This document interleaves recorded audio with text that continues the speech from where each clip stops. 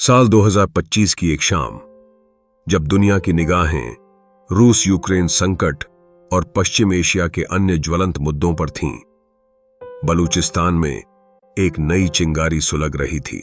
यह वही भूमि है जो वर्षों से दमन और संघर्ष की गवाह रही है, लेकिन इस बार यह संघर्ष एक नई दिशा में बढ़ता नजर आ रहा है।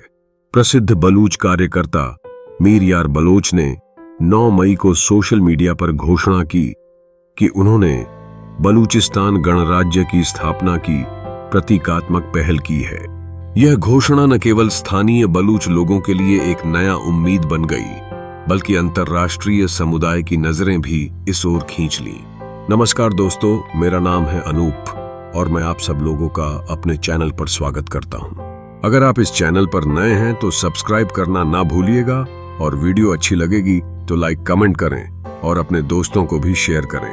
चलिए शुरू करते हैं। मीर यार बलोच ने भारत सरकार से आग्रह किया कि वह नई दिल्ली में बलूचिस्तान का दूतावास स्थापित करने की अनुमति दे।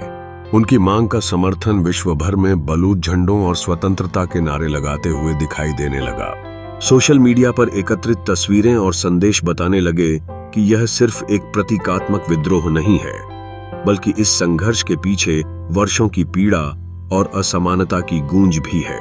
इस बार बलूच लोग एकजुट होकर अपने हक के लिए खड़े हुए हैं। इस बीच बलूचिस्तान लिबरेशन आर्मी BLA ने पाकिस्तान के खिलाफ 71 विभिन्न हमलों का दावा किया।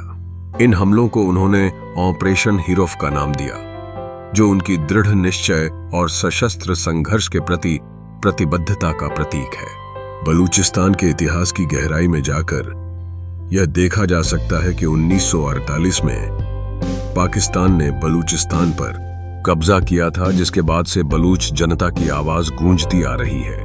हालांकि पाकिस्तान सरकार के सैन्य कार्रवाइयों के चलते बलूचिस्तान में विद्रोह और हिंसा की घटनाएं बढ़ती जा रही हैं। हालिया हत्या ने इस क्षेत्र में आक्रोश को और भड़का दिया, जिसमें कहा जा रहा है कि यह पाकिस्तान की किल एंड डंप नीति का हिस्सा है।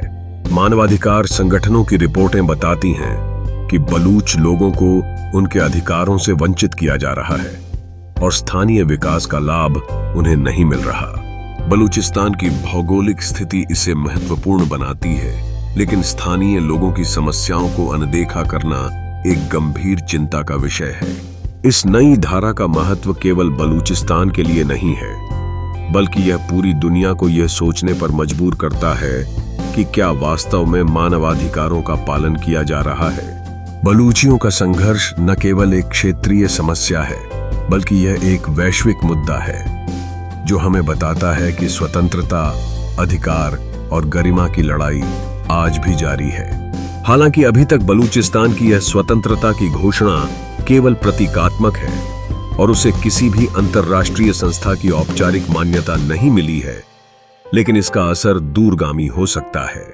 विश्लेषकों का मानना है कि इससे पाकिस्तान में अन्य अलगाववादी आंदोलनों को बल मिल सकता है, जिससे देश के लिए आंतरिक स्थिरता बनाए रखना और कठिन हो जाएगा। अब आगे क्या? पाकिस्तानी सरकार ने अब तक इस घटनाक्रम पर कोई आधिकारिक प्रतिक्रिया नहीं दी है, लेकिन बलूच नेताओं का कहना है कि यह सिर्फ शुरुआत है एक नई चेतना, एक नई लड़ाई की। बलूचिस्तान अब केवल एक भूगोल नहीं, बल्कि एक आंदोलन बन चुका है और मीर यार बलोच की आवाज उस आंदोलन की गूंज बन चुकी है, जो अंतर्राष्ट्रीय न्याय, आत्मनिर्णय और आजादी के लिए उठ रही है। आगे क्या होगा ये तो समय ही बताएगा, लेकिन आप लोग क्या सोचते हैं या आप लोगों की क्या राय है, कमेंट बॉक्स में लिख सकते हैं। धन्यवाद अपना समय देने के लिए। तो मिलते हैं एक और नई अपडेट के साथ। जय हिंद, जय भारत।